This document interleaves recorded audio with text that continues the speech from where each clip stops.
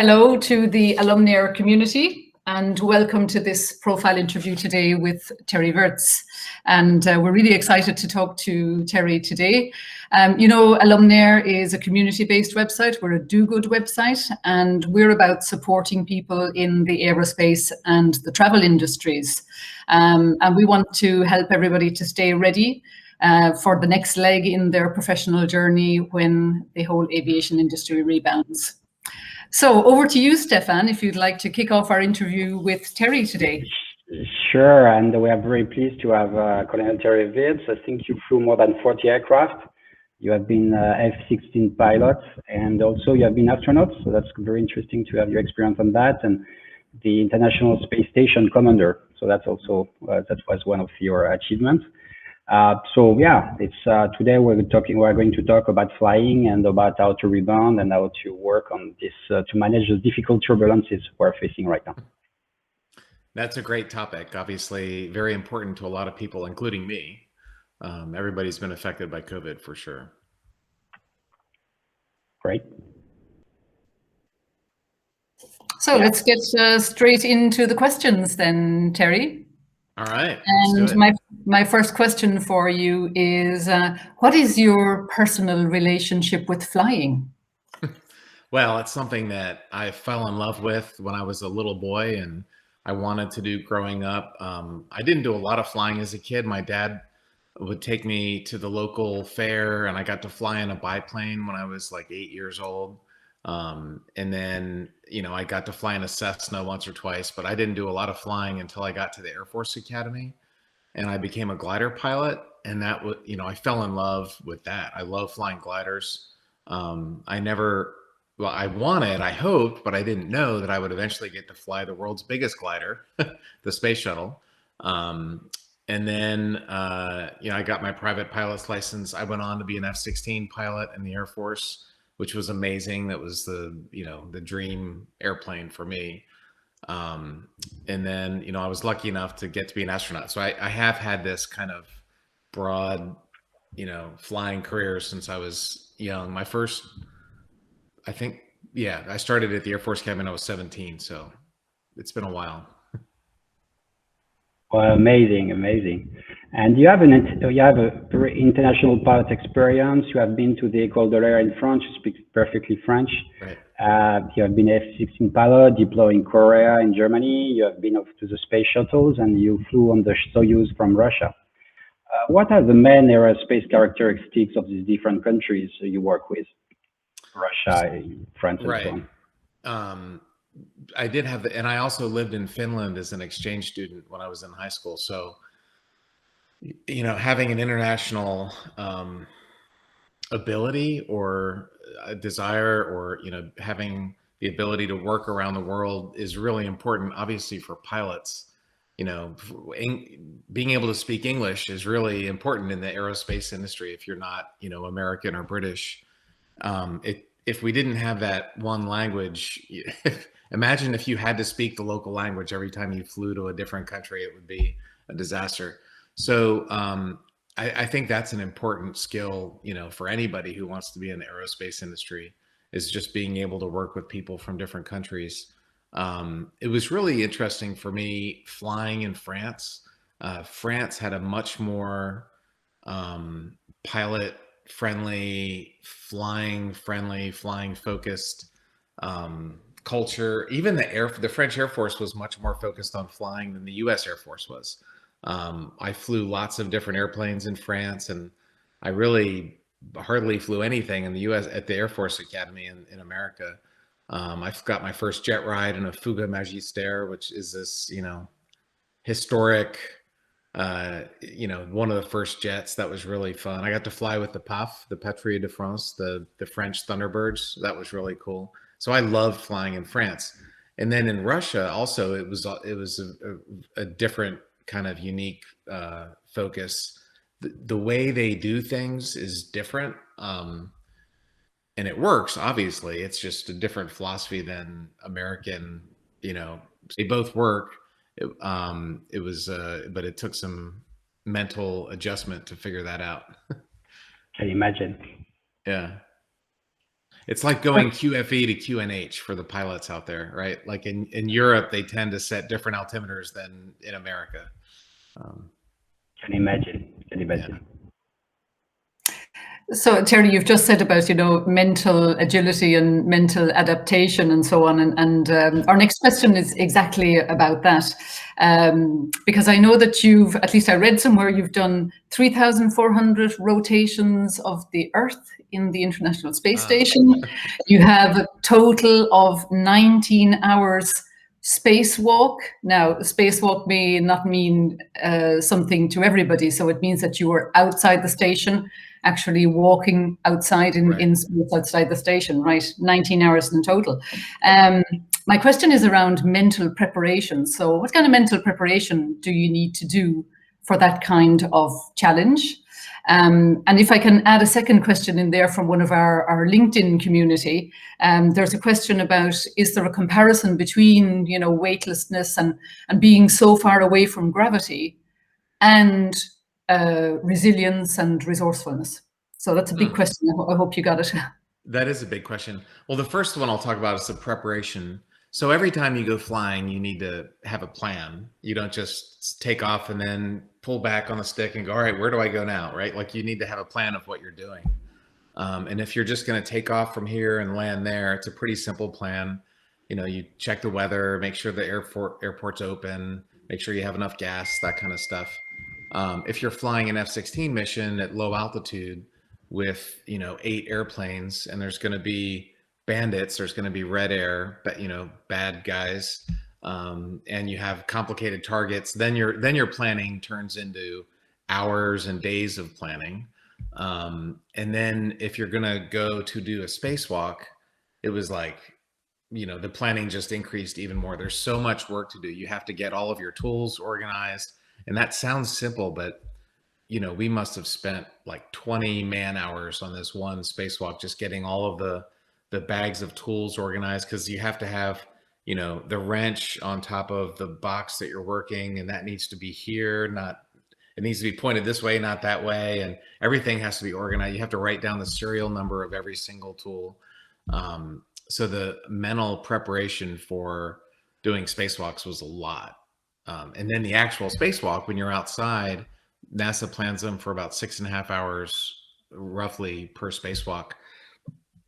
And your brain is like 100% working and focused the whole time you're out there.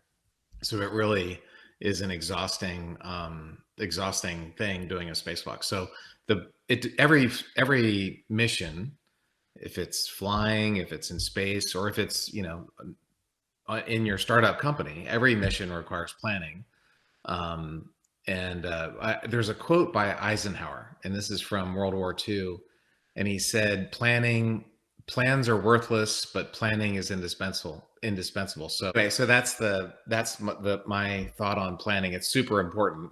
I could do an hour-long speech about planning. But there was a question about, is gravity or lack of gravity, or there's still gravity, but to be clear, we're only 400 kilometers up. So there's plenty of gravity from Earth, but you're falling and you're going fast. And as you fall and go fast, that makes a curve, and we're at the right speed where the curve is the same shape as the Earth. So, but you're falling. And so does that affect your mental abilities and so on? Is that the question essentially, Anya? Yeah. It was about resourcefulness and resilience in particular, I guess. Resilience. So we have this term, we call it space brain. And if there's a similar thing in an airplane, like once you get in an airplane, your IQ drops because you're strapped in and you got a helmet on and you're going fast. And it's like, it can be hard to think when you're flying, and you might die if you do something wrong, it's going to kill you. So that really slows your brain down. And in space, the fact that you're falling, and there's a lot of carbon dioxide in the atmosphere, which is something most people don't, maybe not. In my book, I just wrote How to Astronaut. There's a chapter about carbon dioxide. There's a bunch of random chapters about all the different aspects of space travel, but that was one of them. So these things, like you're falling, it's disorienting. there's carbon dioxide, your brain is dizzy, and you probably have a headache, and all those things can really kind of make a mental, psychological challenge, not just a physical or physiological challenge. Great. Yeah. Right. And sorry, I was just going to say that, you know, people are going through a lot of mental turmoil at the moment with COVID-19, with being confined, with being unemployed, and so on. And there are probably some parallels to be made there also, Terry. You know, there is, Easter was yesterday, and I'm sitting here alone, and it's like, you know, it can be depressing. COVID really can be. And I think every human on earth has felt that at some level in the last year. So I wrote a short book last year when the whole thing happened, and I was comparing my time in space with what's happening with COVID, because on my most recent mission, there were 3 different rockets blow up. There was an orbital Cygnus rocket, there was a Russian Progress rocket, and then there was a SpaceX rocket. And when the Russian Progress rocket blew up, it is on a Soyuz rocket, the Progress cargo ship on a Soyuz rocket. And so the Russians didn't want to launch our replacement crew until they did the accident investigation to see what happened with the rocket. And so they didn't want to bring us home without the replacement crew being there. So they said, you're stuck in space and you're low on supplies, because we had just lost 2 cargo ships. So it was like, this is just like what happened to me in space is COVID. I'm low on supplies and I'm stuck, you know, and I don't know when it's going to end. So there was a lot of parallels that I wrote about, and I've done some talks about, but just things like, you know, having a routine, trying to keep yourself in physical shape, coming up with a new plan. We had to redo our schedule. We did stuff we hadn't planned on. The most important thing was having the right attitude. And our attitude was, I had my summer plans on Earth, but now they just ended, but that's all right. It's going to end eventually. We are going to get back to Earth eventually. So let's just make the most of it while we can. I was a photographer, so I ended up taking a lot of pictures. I did some work for this movie that I was filming in space called A Beautiful Planet. So what I tried to do is, I'm in space, I'm going to make the most of it, and I'll be back to Earth. I'll have the rest of my life on Earth, you know, to do stuff when I get back. So that was, I think, of all the different, there were 10 chapters that I wrote with 10 different like tips and techniques, but the most important one was attitude. So what advice would you give to our aerospace professional right now, how to rebound for people who have been stuck by the crisis?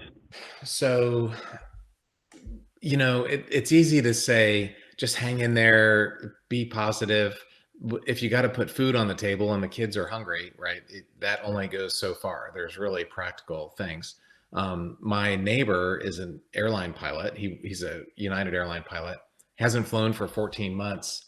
And on Friday, he just went back. He got recurrent. He did his landing simulator. And then yesterday, he was on reserve. So it's coming back. You know, the aerospace industry is coming back.